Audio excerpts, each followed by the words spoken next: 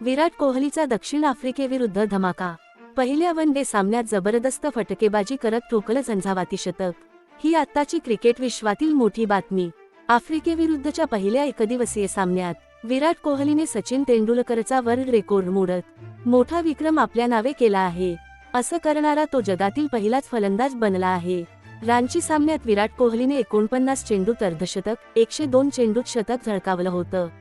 यासह विराट 120 चेंडूत 11 चौकार व 7 षटकारांसह धमाकेदार 135 धावा केल्या. विराटने दक्षिण आफ्रिकेविरुद्ध 52 व वन डे शतक झळकावलं. सचिन तेंडुलकरने यापूर्वी एकाच फॉर्मॅटमध्ये सर्वाधिक शतकं करण्याचा विक्रम केला होता. त्याने त्याच्या कारकिर्दीत कसोटी क्रिकेटमध्ये 51 शतकं केली होती. पण या सामन्यात शतक झळकावत विराट कोहलीने सचिन तेंडुलकरचा हा विक्रम मोडला आहे. ही आत्ताची क्रिकेट विश्वातील मोठी बातमी.